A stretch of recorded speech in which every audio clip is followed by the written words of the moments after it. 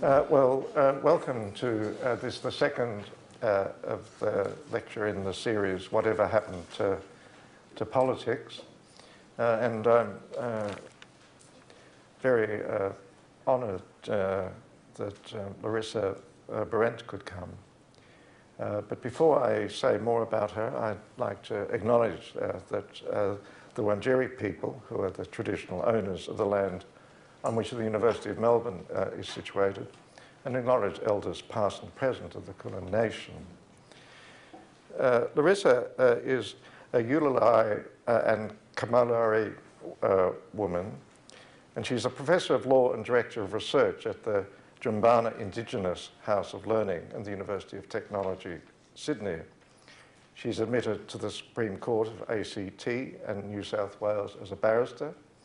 And when she gained her Master of Laws and Senior Doctorate of Jurisprudence, she was the first Aboriginal Australian to graduate from Harvard Law School. She has many distinctions which are interesting not only for what they are, but for the great variety of them. She's a member of the Academy of Social Sciences of Australia and of the Australian Academy of Law. She's been the chair of the College of Experts of Humanities and Creative Arts of the Australian Research Council, and is currently on the Cooperative Research Centre's CRC committee. Larissa is a commissioner at the Land and Environment Court and the alternate chair of the Serious Offenders Review Board. She's the author of several books on Indigenous legal issues. In 2002, her novel Home won the David Unipon Award and a 2005 Commonwealth Writers' Prize. Her latest novel, Legacy, released in 2009, won a Victorian Premier's Literary Award. Larissa is a board member of the Museum of Contemporary Art and chair of the Bangarra Dance Theatre. She was the inaugural chair of National Indigenous Television Limited and has been a director of the Sydney Writers' Festival. Larissa is an ambassador of the Krueger Aboriginal campus at St Andrew's Cathedral School. And in 2009, she was the 2009 NIDOC Person of the Year and New South Wales Australian of the Year in 2011. So you can see we're very honoured to have Larissa here tonight.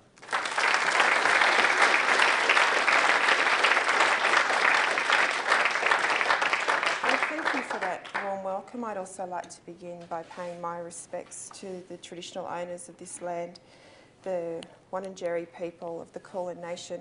Pay my respects to their custodianship of this land and their generosity in sharing it with us, which is, I guess, an appropriate thing since we're here to talk about reconciliation.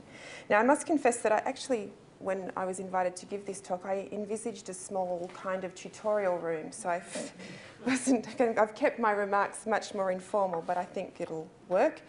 And my lovely husband's been sick, and it seems like I'm just about to come down with the same flu that he's had with his generosity. So I apologise for being slightly, fading slightly tonight, but we'll see how we go.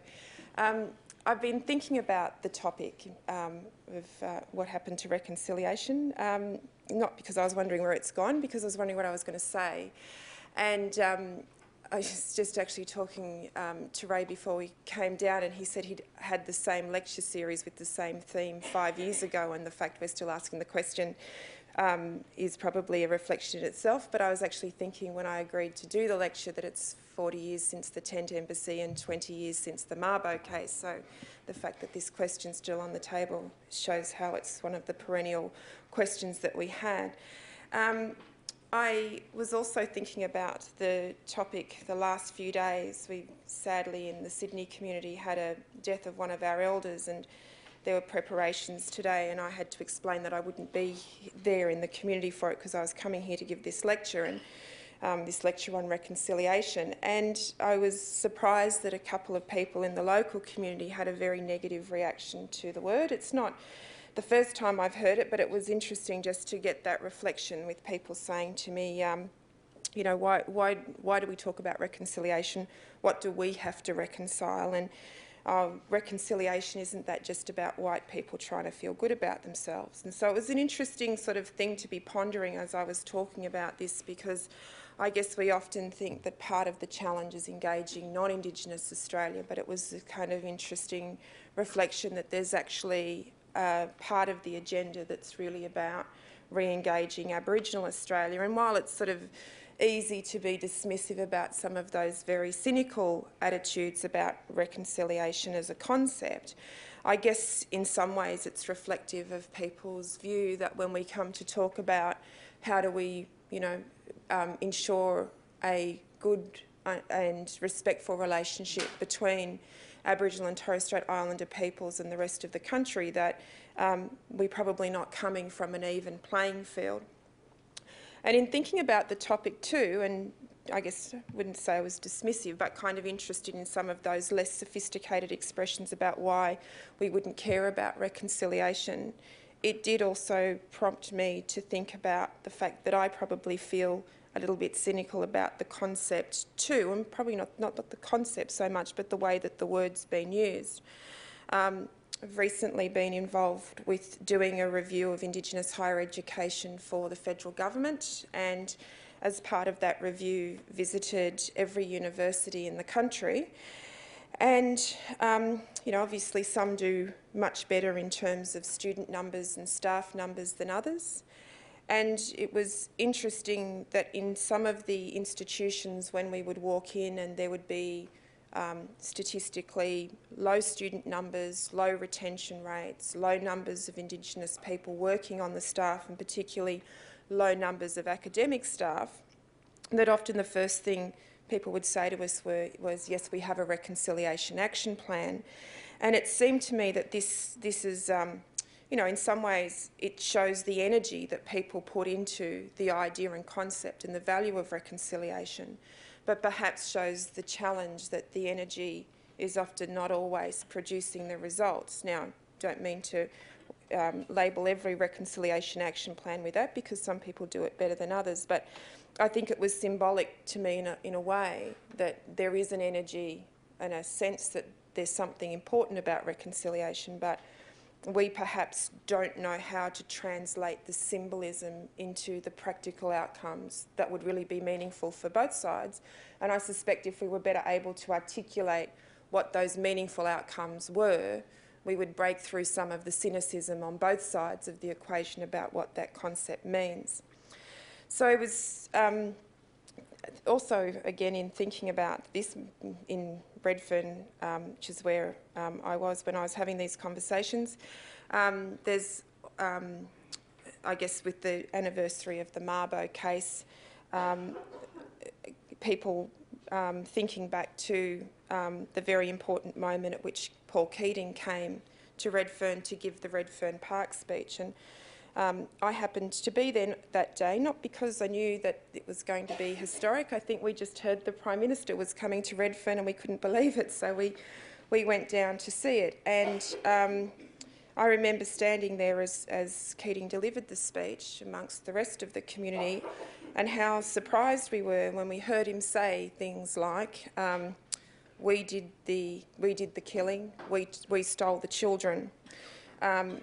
If in terms of symbolism, it was a moment as importantly symbolic, in symbolic terms as Rudd's apology speech, but we perhaps don't see it in the same way.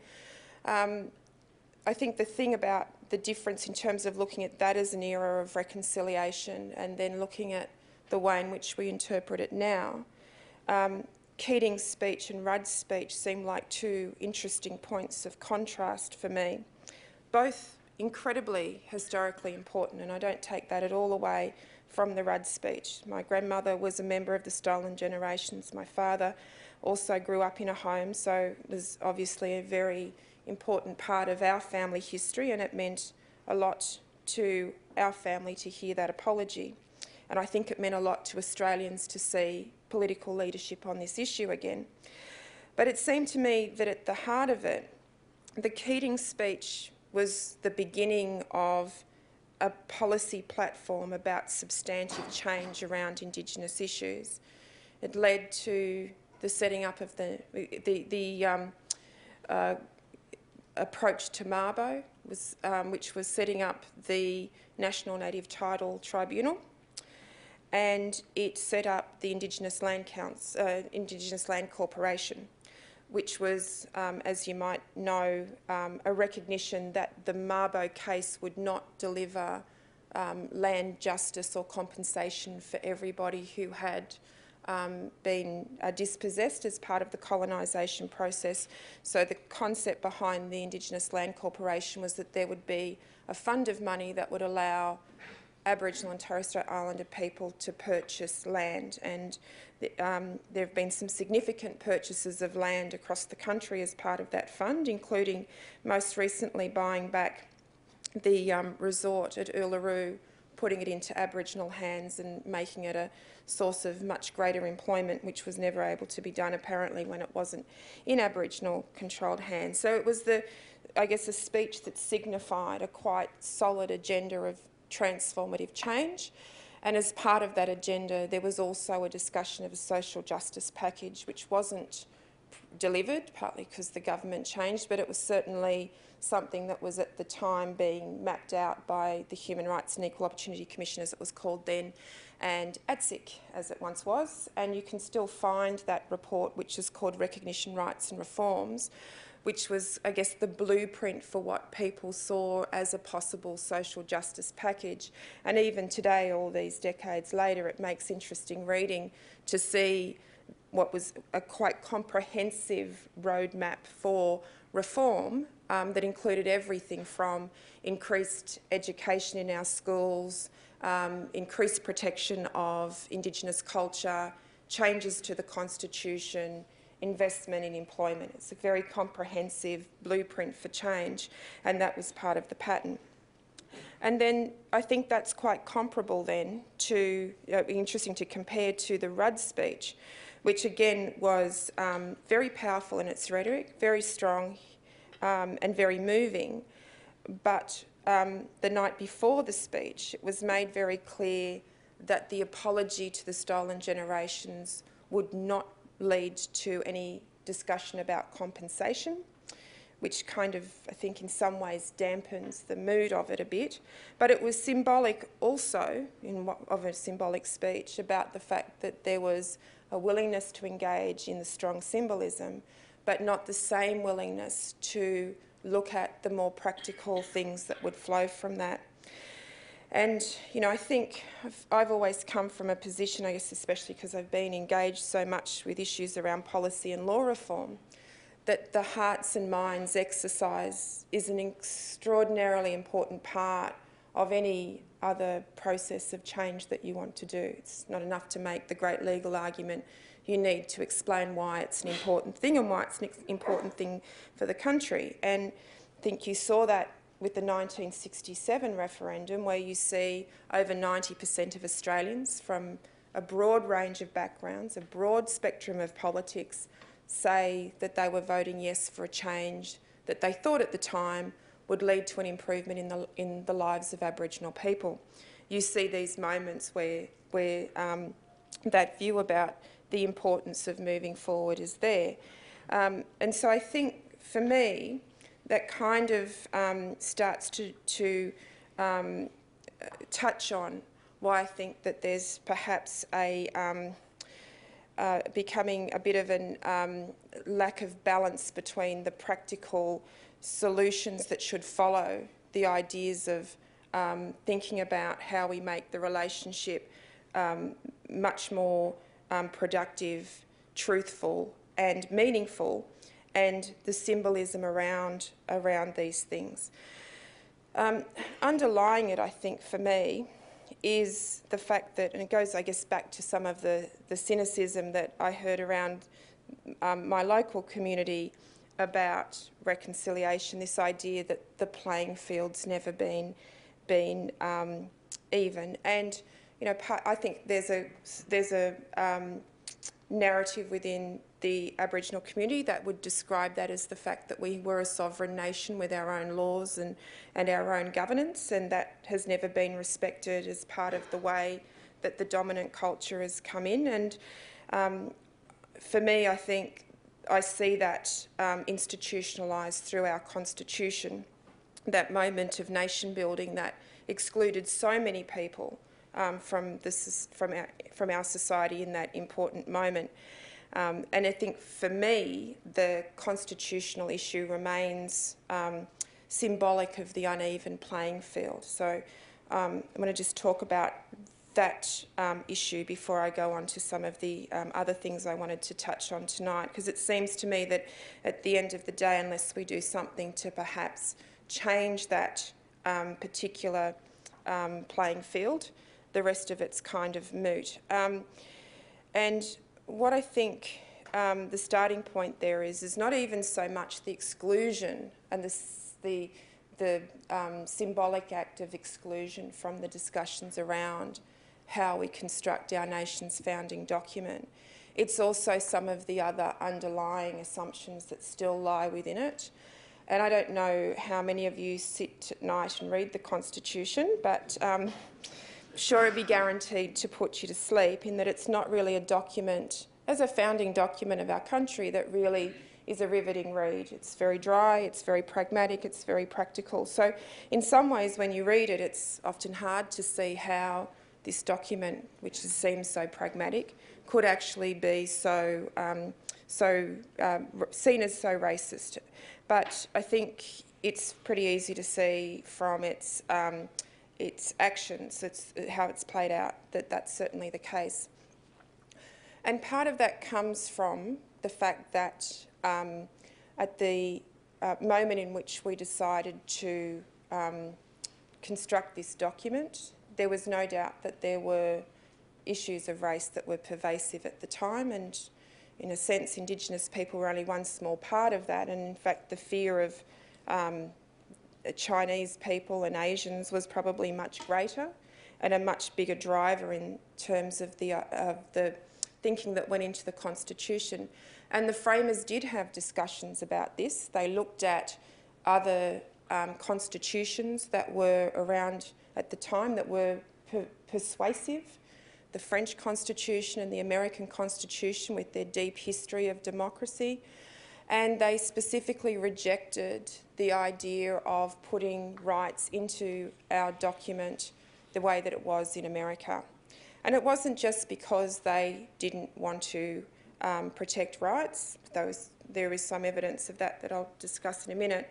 But just as powerfully, they decided that the issue of rights in Australia wasn't one that should be decided by judges, which is how constitutional entrenchment is decided. It goes to the court and they decide what it means. But it's something that should be decided by the elected arm of government, that it should be something that people are able to discuss. And David Marr makes this observation about Australians, that he says that we like to mock authority, but actually when you look at how we behave with it, we're often very trusting of it. And I sometimes think of that when I look at this idea that you could trust the government to make decisions about rights. That's certainly what happened. But then, you know, there was a discussion about putting rights in, and rights like due process before the law and equality before the law were proposed and rejected specifically because people did want to be allowed to make racially discriminatory laws. And as I said, it wasn't really driven by views around Aboriginal people. You'll know that at the time this document was drafted, it was assumed we were a dying race, and the Constitution left issues of Aboriginal and Torres Strait Islander people to the states. The intention to allow racially discriminatory laws in the Constitution was much more actually directed at immigration, and you'll be aware that the first substantial piece of legislation passed by the Australian Parliament was the immigration laws that entrenched the White Australia policy, which I think is further evidence of how that was really at the forefront of people's minds in terms of that. So there's no doubt there were ideologies that that were prevalent in the crafting of the Constitution, some overtly prejudiced and others much more about the practical mechanisms of the way things would work. And so the issue of the treatment of Indigenous people under the Constitution really then doesn't get raised again until 1967. Well, in fairness, it got raised 2 decades before then, when people started to think that looking at the way the states were looking after Indigenous people was so appalling that they began to very strongly believe that if the federal government were to be given responsibility for Indigenous people, that would be an assurance that Aboriginal people would be better treated, that the states had been neglectful. Now, that's true, even though, of course, the Northern Territory was under the jurisdiction of the federal government. But I think what's impressive about that lead up to the constitutional reform is, as I mentioned earlier, the broad sweep of the Australian population that became engaged in that, from churches to trade unions, both sides of politics. It was 2 decades really of black and white Australians working together, thinking that constitutional change was going to be the answer. And I think what's interesting about that is that it shows that people understood this is a foundational document, and getting this right would set a different playing field. And I think it's also interesting if you go back and look at what people thought this change would achieve. It's very clear that people believed when they were voting yes in 1967 that they thought they were voting for a change that would benefit Aboriginal people to the extent that it would take them out of the cycles of poverty and the neglect that they saw occurring. And it was also clear that it's probably the rhetoric around many of you will remember the posters from that era that say vote yes for Aborigines, had small children on it. It came out of a citizenship rights movement from the 1930s, and actually really from the 1880s, that used the rhetoric of saying Indigenous people should have the right to be equal to all as citizens. And that's, I think, why a lot of people thought that those constitutional changes were about achieving that. And you still hear today that people say 1967, that was when Aboriginal people first got the right to vote, that's when they got citizenship rights, that's when they stopped being treated as flora and fauna and all of those sorts of things. When in fact 1967 might have symbolically meant some of those things, but that's actually not what the change achieved. Its main change was that it gave the federal government the power to make laws for Aboriginal and Torres Strait Islander people. That's the effect of the change. And it's interesting that people once again assumed that that was all you needed to change the Constitution to have a flow-on that meant naturally from that the federal government would act in a way that was beneficial to Aboriginal people. It, again, is the David Marr observation about trusting the Parliament to make the right decision in relation to these issues. But the second change that was made at that time is also interesting in terms of looking at symbolism matching what's happening. It was a change that just changed the way that Aboriginal people were counted in the census. It's a funny historical aspect of the Constitution, the inclusion in the census, or the exclusion from the census.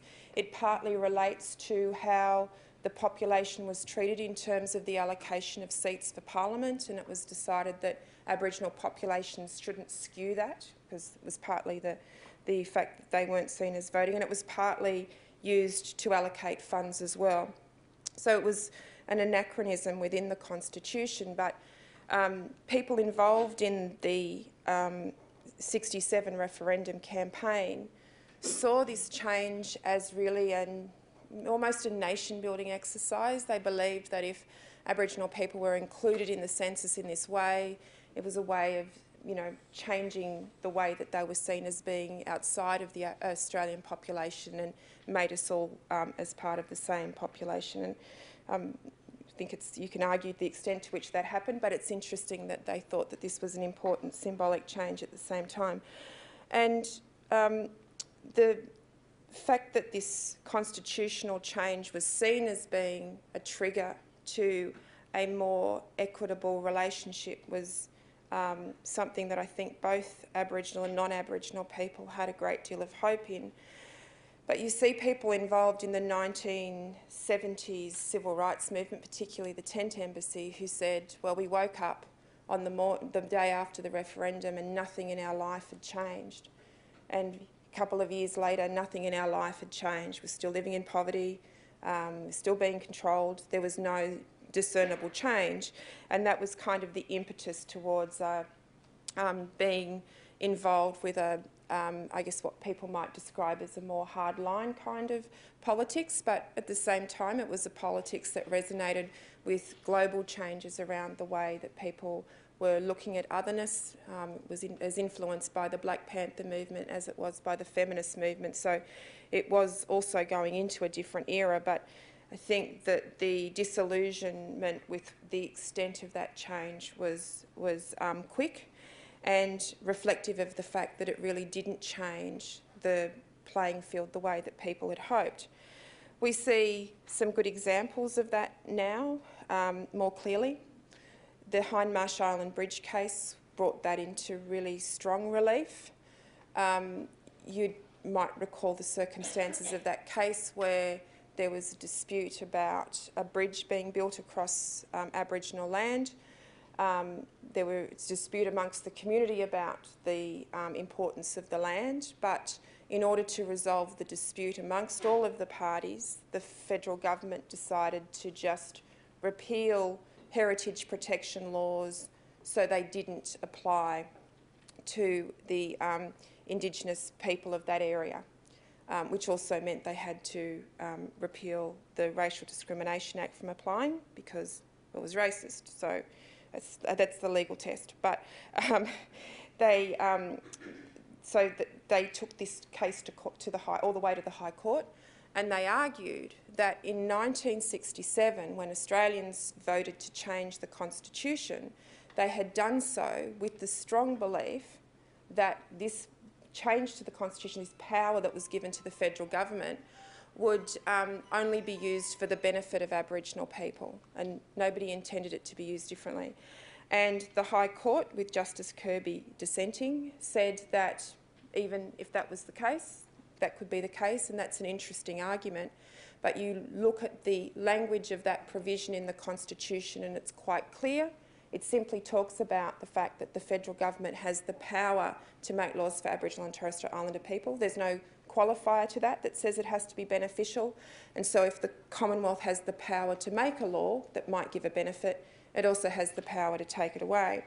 And I think that's probably a really good example of how that intention to change the playing field hasn't worked.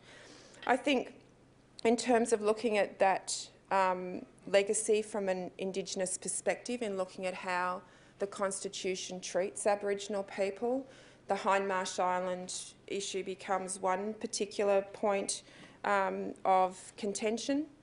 There is also, of course, the fact that the Racial Discrimination Act, which is primarily the primary protection against racial discrimination for Aboriginal people, is repealed only 3 times since it was passed, and that is in relation to the Hindmarsh Island Bridge case, in relation to the Native Title Amendment case, and in relation to the Northern Territory intervention. So there's a strong narrative and perspective that says that it's only when it's Indigenous rights that are being violated that we see an overturning of the racial discrimination protection. And that's, I think, become quite symbolic for Aboriginal people of the way in which this playing field still remains uneven. And I just would say one other thing about the playing field not being even. I think the other case that's in people's minds about this is Krueger and the Commonwealth, the 1997 case, which was brought by Indigenous people who had been removed under the Northern Territory Ordinance, and a parent who'd had her child taken under that ordinance. And unlike cases like Gunner and Cabillo that are argued on the basis that there was a duty owed and the duty was breached and therefore there's compensation owing as a tort case or a duty of care case, the plaintiffs in this case argued that the removal of children under this ordinance breached certain fundamental human rights, which included the right to due process before the law and equality before the law, which I think is really symbolic since they were two rights that were specifically argued against in terms of being included in the Constitution. The right to freedom of religion, which is actually in the Constitution, and freedom of movement, a couple of other rights, but I think fundamentally they're really good examples of the point I'm trying to make, which is this. The High Court found that even though the policy may have infringed on some of those rights, there was no remedy under Australian law for those breaches. So basically there was no remedy for people. They didn't really have to decide it because there was no remedy for the plaintiffs. And I think what's important in talking about symbolism about this case is that you see a case that isn't argued on Indigenous issues. It's not about culture, history and language. It's argued on rights as fundamental as due process before the law and equality before the law. And the answer, or what it illustrates for Australians, I think, is two things. One is that some of the rights that we would assume would be somewhere protected in our legal system, some way, just simply aren't. And I think it allows us to put forward the thesis that when those rights aren't protected, it's most likely that people from the most vulnerable sectors of the community, the historically marginalised, the socioeconomically disadvantaged, the culturally distinct, that will be most affected by the failure to protect those rights. And I think that that's certainly a conclusion in relation to Indigenous people. And so I think then if you look at that as the playing field and that as the legacy, the issue about talking about reconciliation in simply symbolic terms becomes somewhat empty. I think that part of the conversation has to be about fixing the playing field. And I know that there's some discussions in the public domain now about that. I'd just put forward this as my thoughts on this subject. You can look at countries like Canada that are quite comparable to us in terms of its history, its treatment, its socioeconomic issues around Indigenous issues, its current outstanding issues to be resolved, and see that they've been much more generous in how they've tried to approach the issue of constitutional protection. From 1982, they've had a specific constitutional protection in their Charter of Rights that protects Aboriginal and treaty rights. It's a very simple provision. In fact, all it says is basically Aboriginal and treaty rights are hereby protected. So it doesn't articulate it, doesn't get into an argument, and those issues about what that actually means in practice fall to the judiciary to decide. And it should be pointed out that that hasn't meant a blanket protection of Indigenous rights. There's been a lot of instances now where the jurisprudence has developed, so it's really been interpreted as about balancing the rights of Indigenous people in treaty and common law against Canada's right to development. So it hasn't been a blanket protection, but I think it's interesting to look at the level at which Canada's been comfortable to put in constitutional protection compared to what we've done here and where the discussion goes. I think it's a great idea to think about a preamble to the Constitution, but it concerns me that often the talk of recognition of Aboriginal people in the preamble gets qualified by saying it can't have any legal weight, whereas in most instances a piece of legislation would use its preamble to help you interpret when there's a grey area. It seems a kind of empty symbolism. And I think the argument about how you recognise Indigenous people in a preamble, what's the words that you use, what weight do you give it, how do you balance it against all the other values as a country we would want to put into a preamble, it's an important public conversation. I think it's a very worthwhile public conversation that forces us to think about what our values are. But at the end of the day, I'm not sure it's the only or best option we have for fixing that playing field. Although I've mentioned the Canadian constitutional solution to Indigenous rights and intention to recognise them explicitly. I think we could fix a lot of the issues we have around failure of laws to protect Aboriginal people by going back to something that our framers overlooked and simply putting in the right to due process before the law and the right to equality before the law. Because at the end of the day, most of the injustice that Aboriginal people feel that draws them to the courts is not necessarily always just characterised as something that infringes on their identity as Aboriginal people. It often infringes quite simply on basic fundamental human rights and due process before the law. So if I can give you one example of that from recent times, which is from the intervention. When the intervention rolled out in the Northern Territory, it designated over 70 Indigenous communities as being prescribed areas. In those prescribed areas, everyone had to go on to a form of income management, which was imposed by the federal government. In order to put that policy in, the Racial Discrimination Act had to be suspended because it was racist. But as well as doing that, the federal government also suspended the right of people in those areas to complain to the Anti-Discrimination Commissioner in the Northern Territory, and also suspended the right of people in those areas to appeal to the Social Security Appeals Tribunal. So if you were a person living in one of those communities and you had a problem with the way that your income management was working with Centrelink, you did not have a single body in Australia that you could go to make a complaint. Now that might seem like a simple thing to some people, but I think if you are a person living on income management or on a income support in a remote area and you have a problem, you really want to be able to get somebody to fix it. And I think not giving people the chance to fix it or to complain that it's wrong was a human rights breach in terms of due process before the law that just would not be tolerated anywhere else in Australia. And perhaps people didn't appreciate that that's how it worked, but that's how it worked.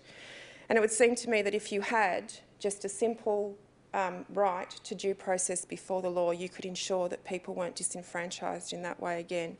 And that just seems to me to be one instance of the sorts of issues that you would fix if you could do that. So I wanted to just then move on to talk a little bit about policy in general, and then finish with a couple of more observations about the balance between symbolism and practical outcomes and what that means for reconciliation. I think that one of the unintended consequences of the 1967 referendum has been one of the biggest problems in terms of why we can't solve intractable issues around Indigenous communities, particularly around things like education and health. And that is that when the 67 referendum gave the power to the federal government to make laws for Aboriginal people, it wasn't a blanket responsibility.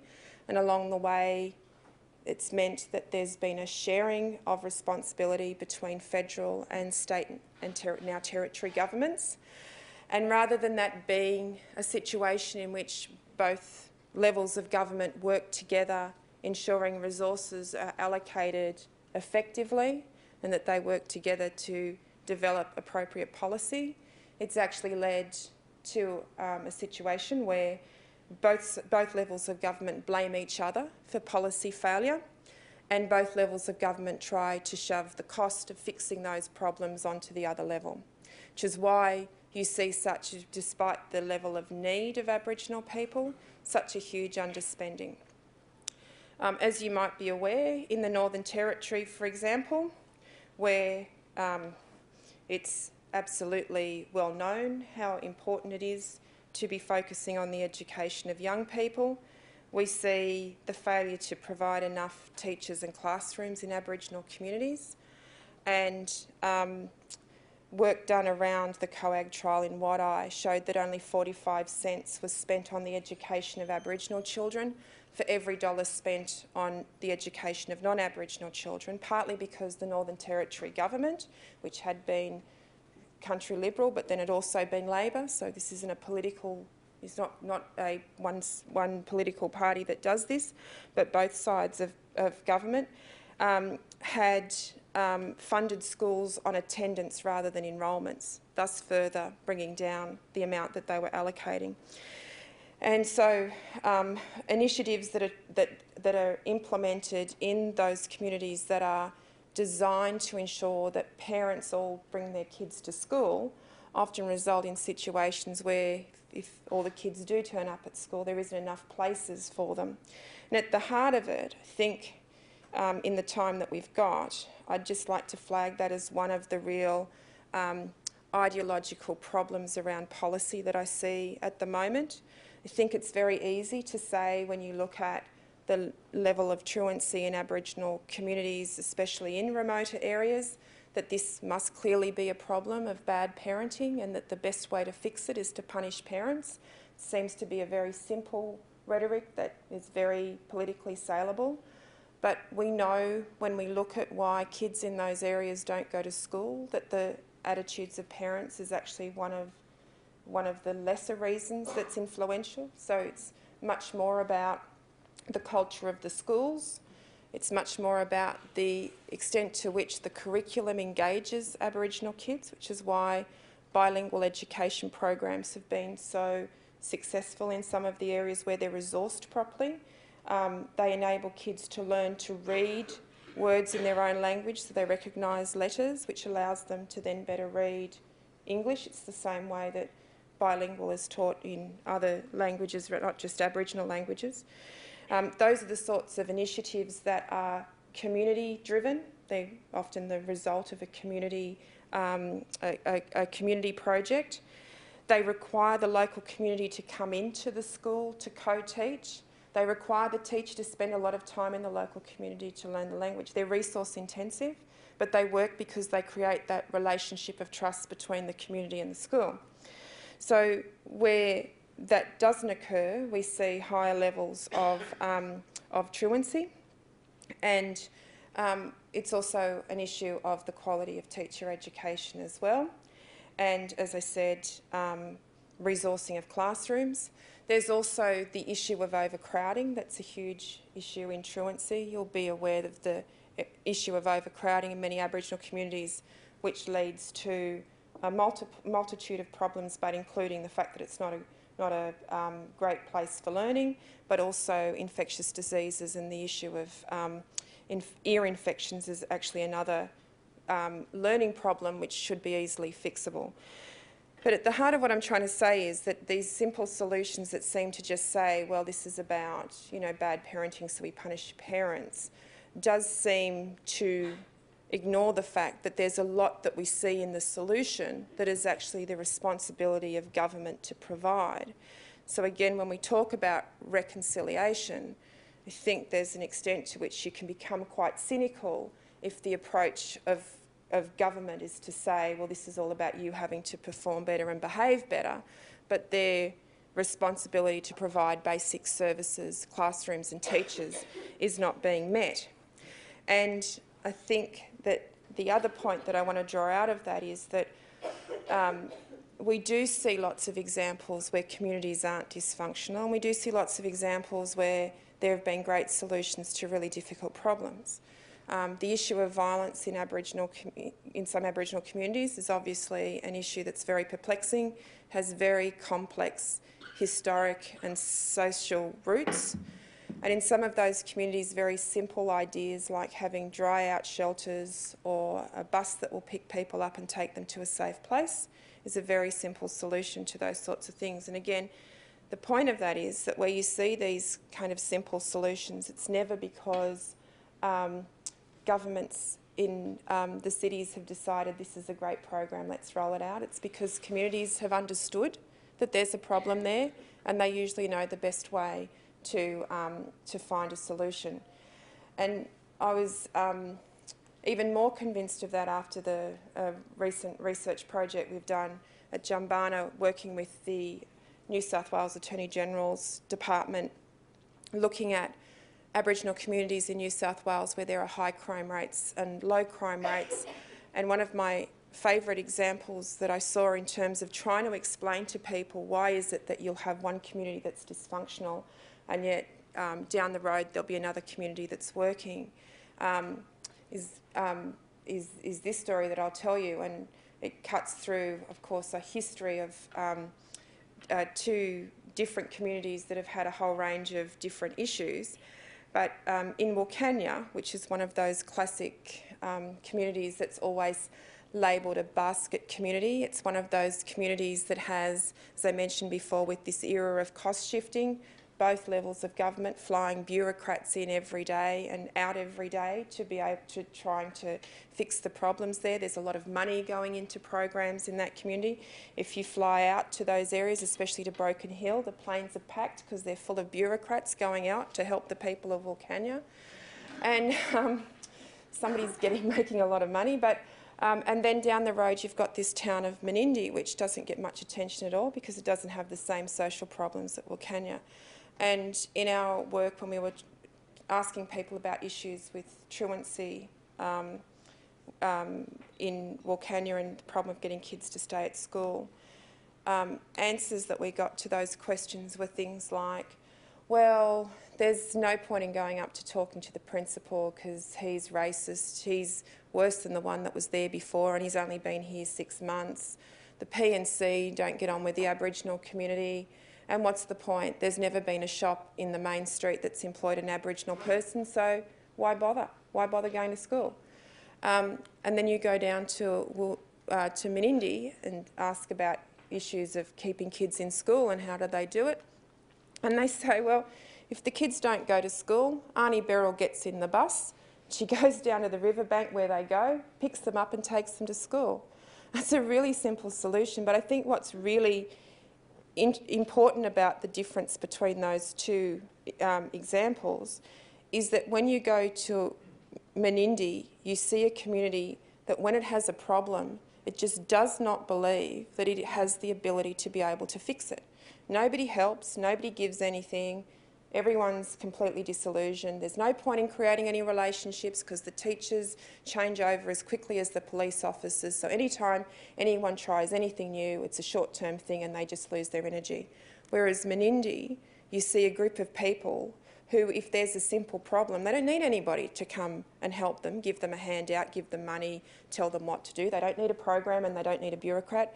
They just find a way to do it. And they're not a rich community. And I think one of the interesting examples that we saw there in terms of how far this goes in terms of the importance of the empowerment of a community is that, along the way you'll notice I've made a few implied critiques of the bureaucracy's role in all of this, but the government came up with the idea that in order to help with after school, with truancy and antisocial behaviour after school, they would institute a program that would help with after school activities. They decided to do this by building a shed in different communities so that you could do the whatever it would be in those communities that you would do. So a shed's built in Wilcannia, nobody uses it, it's hot, it gets hot there in the summer, there's no heating, there's no program, you know, nobody wants to come in and do anything after school, so the shed's just basically wasted. In Menindee, they said, oh, we're going to come in and do an after-school program, we're going to build you a shed. And the auntie said, what do we want a shed for? Like, what do we want you a shed for? We don't want a shed. What we want is somebody to come in and do these programs with the kids, and if you're not going to do that, then we don't want your shed. And I have to say, in the times that I've worked in Indigenous affairs, it's rare that you see a community say, if we don't like what you're offering us, so we're not going to take it. But it seems to me that's the level of empowerment that you get in these communities where people are quite capable of taking care of themselves. And it always puzzles me that we spend the bureaucrats spend so much time going into Wilcannia, basically doing the same programs over and over. You'll have the federal and the state governments doing programs in the same areas, completely duplicating their services and yet not talking to each other because they're two levels of government, often two colours of politics. And the most perplexing thing that's come out of this research is that it seems that the way in which these services go into towns like Wilcannia and then get ripped out, go in, ripped out, bureaucrats fly in, services are flown in and out, is much more detrimental to the social fabric of the community than a place like Menindee that's pretty much left under the radar and untouched. there's a lesson in that, I think, in terms of thinking about longer term solutions to some of these intractable socioeconomic problems. And it seems to me that the obvious thing is about the importance of investing in human capital where you have a group of people that are perfectly able to solve their own problems. And one thing we don't often do in this area is look at what works in particular areas and then roll it out into the other areas. And I'm not saying that that's an easy solution for a place like Wilcannia that has decades, even centuries of dysfunction to fix. But what I'm saying is where we've got places like Menindee that operate like that, we've got to make really sure we don't do anything that upsets that social fabric. But I think it is a perennial problem within policy, and this is not just something in the Indigenous Affairs portfolio, I think it's anywhere. I think we think about how we fix solutions in terms of programs and program dollars, but we don't think so much about how do we invest in people, how do we invest in human capital, how do we invest in capacity. And that's, until we start to think about that, I think we're going to have these intractable problems. So let me just finish with this other observation that I wanted to make about that, because that issue of the importance of making people feel empowered and how you do that is at the heart of what I think is a couple of other real barriers to any kind of reconciliation. It kind of makes a mockery of them. There's a strong narrative that's re-emerged in discussions around Indigenous affairs that says that a lot of the social problems within Indigenous communities, especially around violence and abuse of children, is because Aboriginal culture condones that. That's a view that's really contested by Aboriginal people, and it's true in most of our traditional cultures that behaviour that was disrespectful to Indigenous women was punished.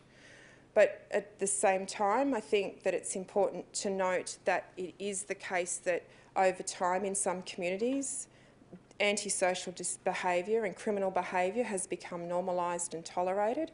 That doesn't say that it's Aboriginal culture. And I look at something like bilingual education, where you see the central role that Aboriginal culture plays. And it's not right to say that Aboriginal culture is always the source of some kind of evil. You look at bilingual education programs, you see how the use of teaching Aboriginal cultural language, working with Aboriginal cultural examples, is actually a really great way to engage kids with their learning.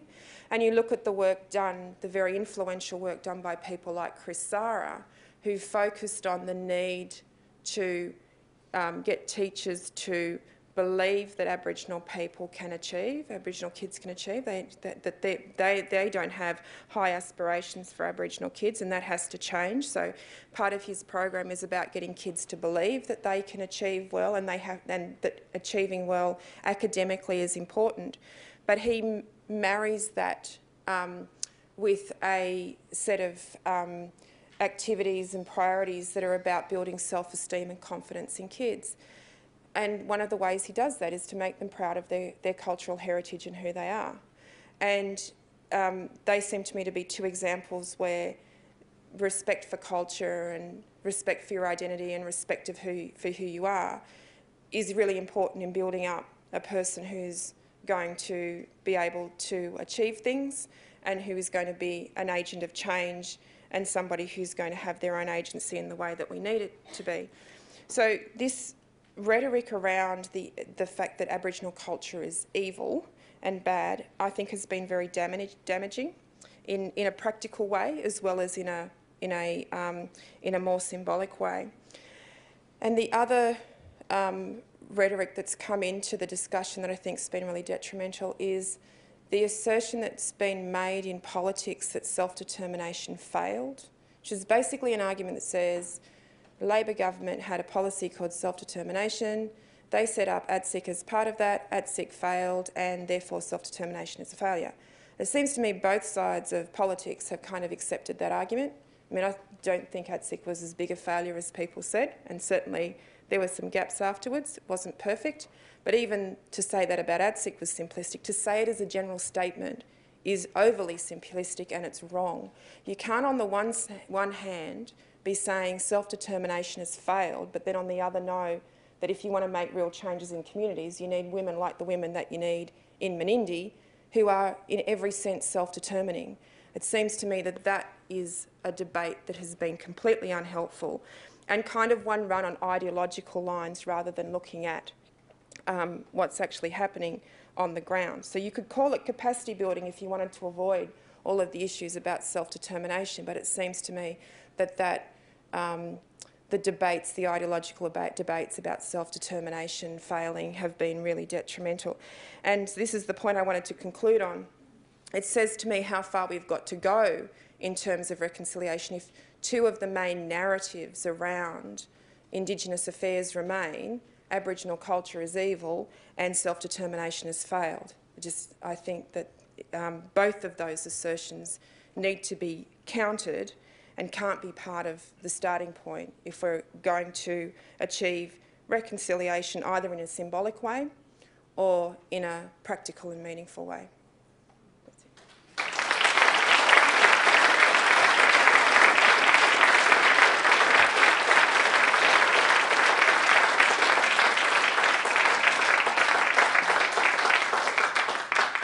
Well, Larissa will take questions, but I should say, given that you're not feeling well, if you give me a nod if you want to stop.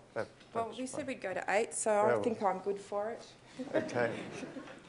Larissa, I watched Andrew Forrest present his speech to the National Press Club recently, and he seemed to be saying that if you're going to pour money in training Aboriginals, to make sure there's a meaningful job at the end. Do you agree with that basic philosophy, and how's his objective in trying to put more Aboriginals in the mining industry going? Is he being successful, as he had hoped? I'm not sure about how successful he's been with them. I just don't know that information. Look, I think the idea of getting Australian businesses to sign up to give 50,000 jobs to Aboriginal people was a great way to get employers to think about employing someone. This is no reflection on Andrew Forrest's ambition, but I think where the process has fallen down is, and say this from working in a university, the challenges around getting somebody into a job are always around the skill set. From year 7, Aboriginal kids are behind in science and math in particular, and literacy as well, but more so with science and math. They're not directed into the courses at high school and then into university that would lead to being an engineer, if you're talking about mining, or to be a doctor, etc. This goes a bit into the issue around aspiration I was talking about before, but it's also around the levels of education. When we get Aboriginal students into the door at a university, the last problem they have is getting a job.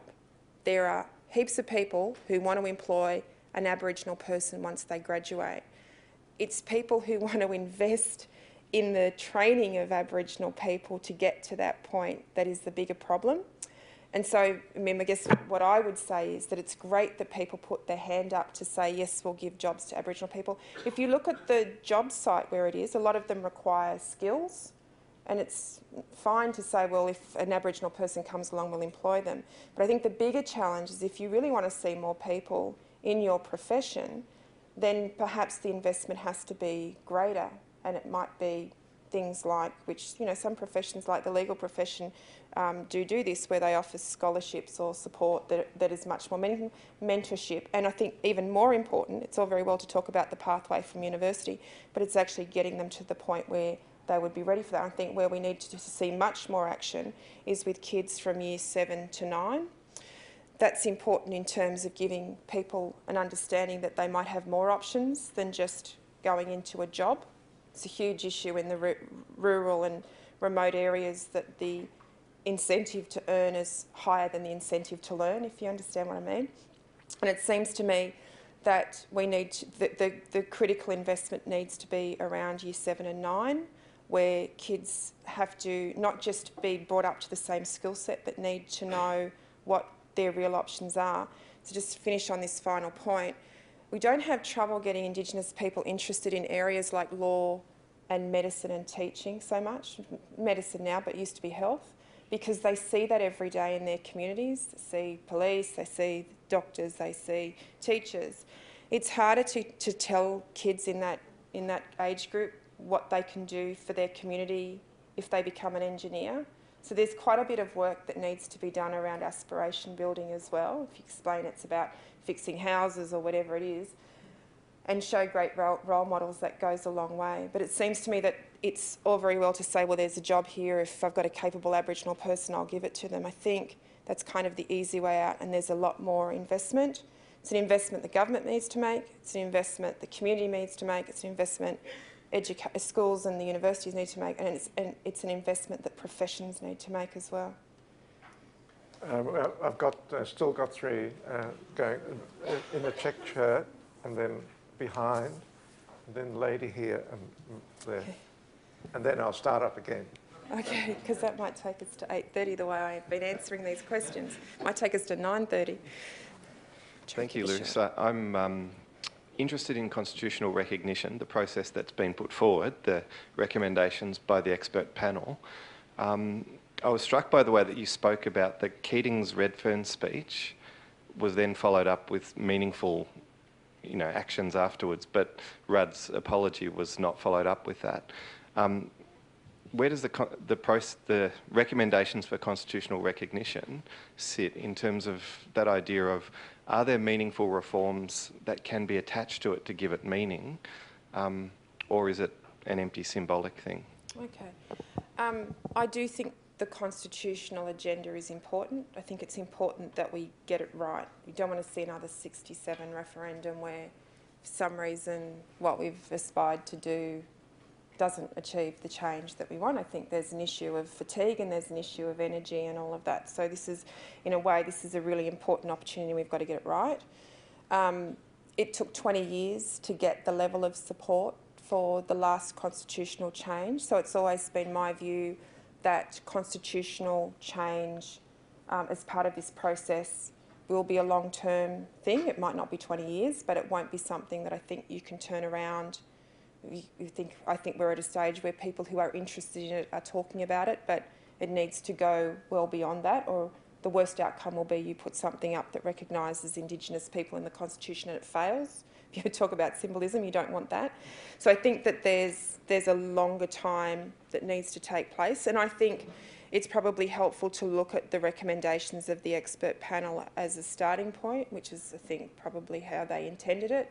These are debates that we need to have as a community about, what do we want to achieve with this? What does it mean? What's the relationship with Aboriginal people? If we don't have those conversations as part of the process, then I think we miss an opportunity to engage people in the same way that 67 engaged people's hearts and minds.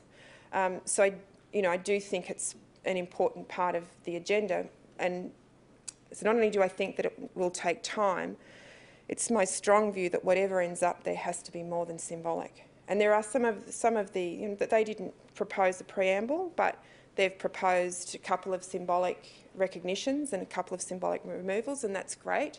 But my strong view is that it can't just be symbolic. And I should you just helped me, just reminded me I should clarify one thing. I think in terms of looking at what's the action in Indigenous that's labelled Indigenous affairs, it's been a policy failure, but there have been policy successes in other areas, like the new national cultural policy places Indigenous Aboriginal stories as part of the national story in a way that it hasn't done before. And the impact of the NBN in remote communities, especially for opportunities around learning, is actually going to be, I think, a really positive thing.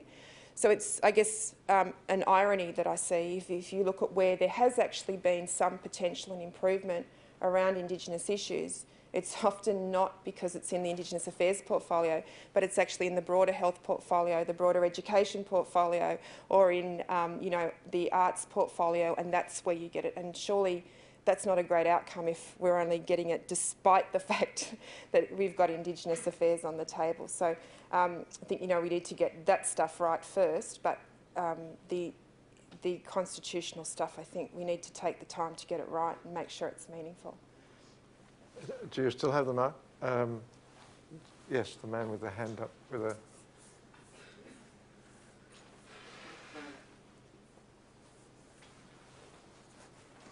Thanks very much, Larissa. Mine's a similar question. You've mentioned a few times that inserting in the Constitution protections for basic rights like due process would be a way forward. I was just wondering if you could elaborate on how you'd see that being different to the outcome in the Hindmarsh Islands case. What would distinguish those protections from the supposed protection we already had? Okay. The key thing is if something's in the Constitution, it can't just be repealed because the government wants to simply change a law. And you could have a protection about Indigenous rights in there, which I think would be very difficult to achieve to get in there in the first place. But I think if you had something that was just about equality before the law, you would be able to use it in situations where there was going to be an inherent difference in the way you were treated as opposed to another Australian. And that example I used about the way that people who were being income managed couldn't appeal to the Social Security Appeals Tribunal may come into one of those areas. So I think you can see actual places where, examples where that would make a difference. I mean, I'm kind of, it's not an each way bet, but it's not wanting an either or but a both approach that I take. I'm not in favour of legislated bill of a list of rights the way that the Americans have it entrenched in the Constitution. I think there's a lot of benefits for a community to have a process where it's about balancing rights to privacy against, say, the right to free speech, for example, that's something that we're involved in as a community to decide where that line should be. We can lobby our parliamentarians, we can have public debates about it. I think there's a lot to be said for how balancing some of those other rights can take place as part of a public discussion. And I also think, you know, it allows the rights that we have within our legal system that aren't entrenched in the Constitution to be a kind of living document. The example I guess everyone knows is the Americans' right to bear arms is something that becomes an anachronism after a while. But you know, we've seen an enormous amount of change in terms of the way rights are impacted by scientific discoveries around a whole range of different things. The internet changes how we think about rights to privacy, all of those sorts of things. I think it helps us keep a much more vibrant idea about rights if we have those discussions publicly. So I'd just propose that we put a few rights into the Constitution, and for me, I think due process before the law and equality before the law would be the two rights. You could add right to freedom from racial discrimination from that, but those two rights would be something that would set the legal system in a way that would at least provide a playing field of equality that we just don't have now.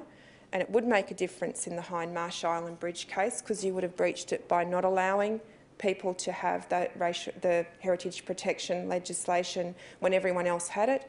You would have had it in the changes with the extinguishment of native title because that was the way property right was being treated when other people's property rights weren't being treated the same way, and it would have stopped that discrimination in the intervention. So I think you can point to places where you don't need a litany of these rights to provide what would be basic protections.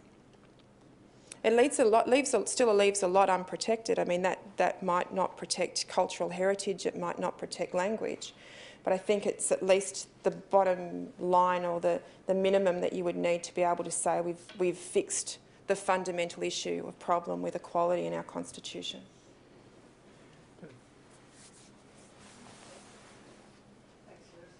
I was interested when you were speaking about the strength and resilience of the Menindee community and their self-determination, and was thinking about, well, how would they survive if they were within the Northern Territory? And there must be other communities who have had a similar self-determination or attempted self-determination and that resilience like the Menindee community.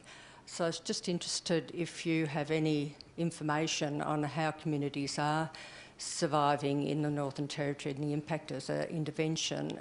And also I'm just wondering, will they only have an avenue through law if the Constitution is changed with these rights that you're suggesting need to go in? Well, that's a great question, but I don't think I've got a happy answer for you. I think with the length of time it would take to change the playing field with the constitutional changes that I've suggested in the process, I think it's probably too late. I've worked with communities around the Northern Territory since the intervention, and I think for me, of all the things that have happened since, the increase in suicide rates, the increase in truancy, the increase in malnutrition and anaemia in children under 5, one of the things that worry me the most about long-term solutions, especially when I hear politicians from both sides of Parliament talk about how concerned they are about women and children, is the way in which the knowledge of people in the community, sometimes especially women, was completely ignored. You look at a health service like Sunrise Health Service that had better than average outcomes, health outcomes for the community around Katherine that it serviced before the intervention. It was the first, because it kept such good records, it was servicing more children than the fly-in, fly-out doctors doing health checks as part of the intervention, because they would catch the families that wouldn't go to see the fly-in, fly-out health services because they had much stronger community connections and knew where some of the perhaps more problematic families and children were. They were the first to identify that anaemia rates were rising and that people had been reporting being hungry when their payments hadn't come through, and had a couple of very disturbing examples. Like there was a person who had diabetes who couldn't use their card over the weekend and had to sleep until they could get food. Just appalling in our country that this happens. They identified and documented that, and the government response was to cut their funding so they couldn't engage in that sort of stuff. And the other example that I think is appalling, if you want to look at these examples of where you can tangibly see communities that have been destroyed by this, is Tanangia Council.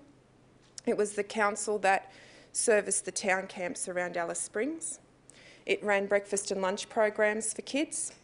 It employed 300 to 450 people under CDEP. It made sure the rubbish was collected from the town camps. It ensured that there were services to those, like buses to those communities, because Alice Springs wouldn't even go and collect the garbage from the town camps, so Tanangia Council did it. Tanangia Council also was critical of the intervention. It had its funding cut. It's a shell of what it used to be. There's no CDEP programs. The government's funded non-Indigenous NGOs to run the breakfast and lunch programs that Tanangia Council used to do. So it's not only just that they know that these things are important, they're just belligerent about not giving it to an Aboriginal community organisation. When it brought in the incredibly racist housing policy it has, where Aboriginal community housing has to have its land leased back to the government, non-Indigenous housing, social housing doesn't, but Aboriginal housing has to. Tanangia Council were going to resist that. They got told their land would be forcibly acquired, so they agreed to go into the government lease. They had said to the government, we have a non-Indigenous housing provider from Melbourne who'll partner with us so that we can still be the landlord on these areas, and they were told no. It's just a belligerent ideological thing, and this wasn't the government that introduced it under Howard, this is the government that's there now.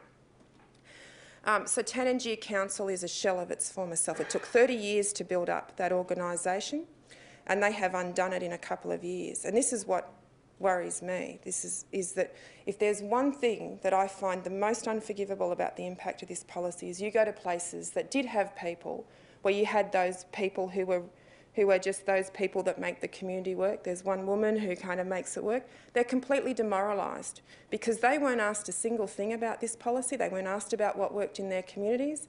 They weren't asked about what programs were there. They weren't asked about their expertise. They weren't asked about their community resources. They were taken over and they were treated as part of the problem. They were disempowered and shoved to the side. The morale that was that the low morale in those communities is a huge long-term problem, and that's what I was saying about the importance of places like Menindee. You've got to make sure you don't lose that. They've lost that. And I wonder, you know, in 10 years' time, whatever government we have, some Aboriginal Affairs Minister for the first time will go and visit an Aboriginal community in the Northern Territory and go, oh my God, how did this happen that we've got such malnutrition and truancy here? Send in the army.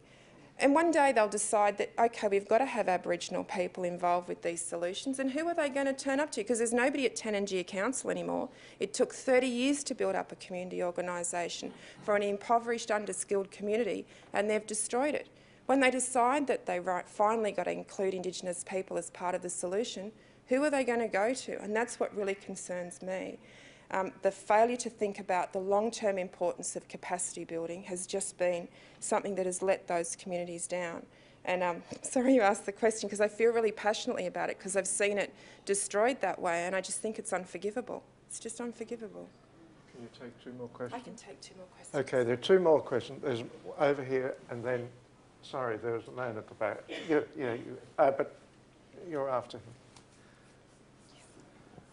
Look, thanks to Raimond and his staff for organising a great session tonight, and thank you, Larissa, for persevering through adversity.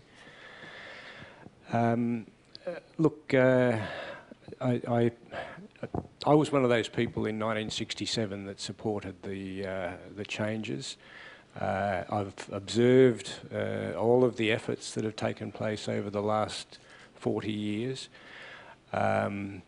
I guess I have some despair that we still don't seem to be getting anywhere. I do have some concerns that changes to the Constitution or other legal mechanisms are going to produce any beneficial results. I'm heartened to hear that Menindee seems to have found a way forward without the input of legislation and governments and lawyers and the like. Just a couple of things on reconciliation. At the Australia Day issues that we had recently, Mr. Paul Coe is quoted as saying, either you respect us as a sovereign people or piss off out of our country. Do you think that sort of talk is helpful in well, that's kind of a loaded question. Of course, I don't think it's helpful. And I don't think it's helpful to take those extreme views from the Aboriginal community as being prevalent any more than it is to take the extreme views from the non-Aboriginal community as being reflective of the whole of the country. So I think, well, no, I didn't actually. I think you've listened to the Australian and misunderstood what I said. But I do think that there is, what you're highlighting is the need for us to have longer term conversations that are ongoing and meaningful and don't just happen when there's flashpoints in race relations. If we built our community relationships, say in Redfern, about around just the, for example, the times in which there's conflict with the police, we wouldn't get anywhere. You have to really invest in much more meaningful, ongoing dialogue that doesn't privilege extreme points of view. But I did just want to pick up on one thing you'd said earlier in what you were saying about the role of the legal system and the Constitution. I would stress that I think the best solution to these problems is when you have people from Menindee who are able to do what they do without bureaucrats, without academics, without lawyers. I think when we look at the role that the legal system plays in terms of rights and the role that the Constitution plays in terms of a playing field, they're really the last term solutions. They shouldn't be the first port of call. So I do really agree with you that you can be sceptical about the role that they play, because you don't want that to be the way in which we always have a conversation. In a way, it goes back to, you don't want to be the conversation we have about reconciliation shouldn't be about the Hindmarsh Island Bridge case. It's got to be much more meaningful than that. And it is in lots of ways, so let me say something positive about that. When we can talk, I often think when we talk about reconciliation with these, you know, in terms of the enormity of the problems that we overcome, we need to overcome, and the enormity of the challenges around education, health in particular, and literacy is one of the things that are very close to my heart. We do forget that we sometimes in everyday, in our Aboriginal communities, we don't live in a silo. We interact with non-Aboriginal people every day. The best people in our schools are non-Aboriginal people sometimes. The people who's changed our lives when we've seen that there's an opportunity for us beyond what our community knew are often non-Aboriginal people.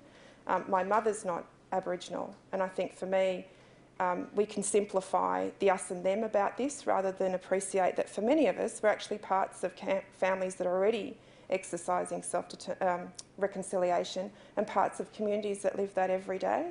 So I just do think it's important that we look at the strength of that rather than always come in from the negative and the enormity of the challenge. Last question. Thank you.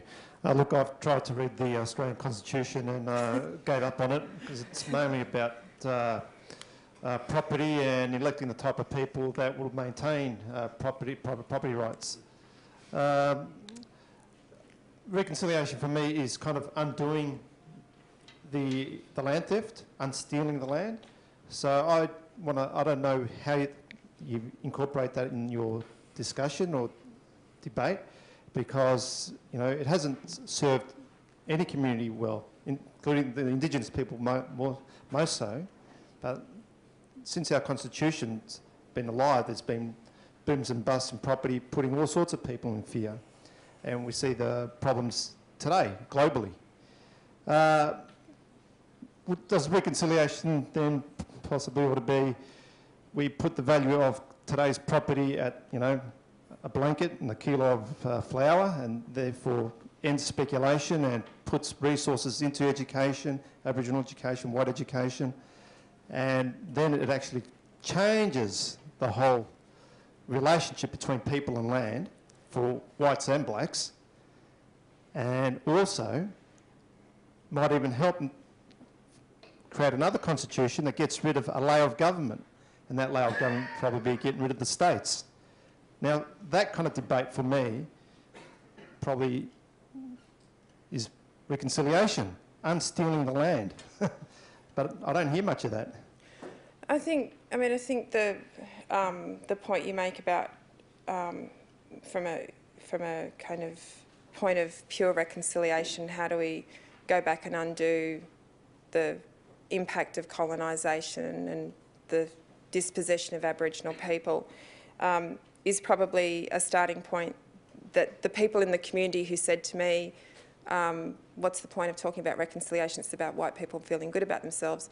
That's kind of the starting point that they would want to have a discussion about. I think it's true to say, and I can talk about constitutional issues all night, but it doesn't resolve the fact that there is a strong feeling within the Aboriginal community that even if you fix the playing field, that you don't actually solve the fundamental, that kind of fixes it for all Australians. That's the foundation document, but it doesn't answer the fact that there's still a question about the legitimacy of that document and the claim in the first place. I think there's a pragmatic thing about how far can you go and undo that, but I think asking the question and having that perspective and trying to think what would it be like from an Aboriginal perspective to think about that are interesting parts of having a dialogue around reconciliation. Just to finish off with the point about land that you raised, because we haven't talked about that much tonight, and I think it is fundamental. A lot of Aboriginal people want their land back because they feel that they have a relationship to it. They're custodians and they want to be able to have that custodian relationship, their cultural obligation, responsibility to it met.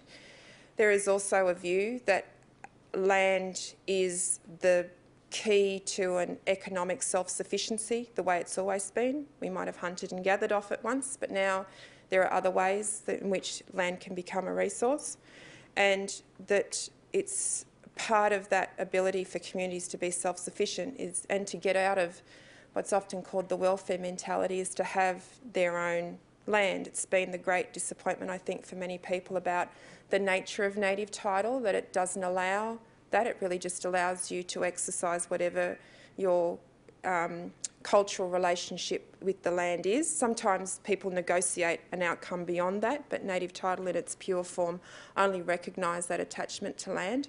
But it's important to remember that around the country, there are examples of where governments have gone beyond just saying, well, gee, that's a tough break and you might be able to get some native title, and if not, you've got the Indigenous Land Council. And New South Wales is a good example of that. A lot of people don't know that they've had a Land Rights Act there since 1983, so before Mabo.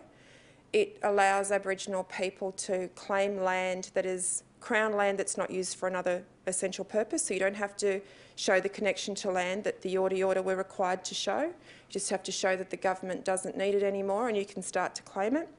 Under that system, over $2 billion worth of land has been given back to Aboriginal people. Now, that land on the coast is worth a lot more than the land, say, out at Walgett, where my family's from. But the land can be used for anything. So some people have gone into partnerships with National Parks and Wildlife to look after the land. Some have used it for cultural purposes. Others have built houses on it. They don't do that so much now that they're required to lease that land back to the government. But it was used for social housing. It was used for community centres and schools. It was used for a whole range of things. And it's even been used by some communities in joint ventures development with developers. Controversial, but it's created resources for the community. With the money that's been generated through that system, the Land Council now has a $30 million education fund for Aboriginal kids going through school, and it's put in $120 million into reserves to fix infrastructure in houses, which the government matched. Now, there was a controversial argument that said that the government's responsible for putting that infrastructure into reserves, but they never had, and they were never going to, until the Land Council said, we'll put in half if you put in the other half, and then they did. So there are examples around the country that you can see, and I think it's interesting that we don't really hear about those successes. They have to kind of be like the women of Menindee, under the radar, because we're kind of looking at the always at the negative stuff. But I think there are some really good examples of people kind of reclaiming that. And the great thing about the Land Rights Act that goes to the point you were making is the preamble to that doesn't talk about native title in connection to land. It says quite fundamentally and in black and white, this is an act that's about giving land reparation to the dispossessed people of New South Wales. If there's any grey area when the courts are deciding whether to grant land or not, they look at that preamble and go, well, I guess that's pretty clear. We've got to decide the ambiguity by looking at that. And I think it's a really good note to end on, because it shows that you can actually have, this was the Rand government that brought this in, that you can actually have this kind of meaningful, generous, workable structure within the Aboriginal community. And it doesn't mean the sky falls in, and it's really workable. The other thing that I'll just finish on this about that system is it creates 120 local land councils and a state land council, with 1 in 3 Aboriginal people in New South Wales are members of their local land councils because they see it as meaningful. Somebody like me is a member. I'm not going to ever get a house or a scholarship. I don't want that from it. I'm just proud to be a member of my local land council because that means something to me. And there are a lot of people who feel that way. And it has created the largest rep body in the country. This federal government never talks to them. It never consults with them. It kind of treats them like they don't exist, which is a lesson in and of itself. But I think it's a really good example of the fact that this was a structure put in by a government, and it's been very workable, and has, the fact that you don't hear about it means that it's probably working really well.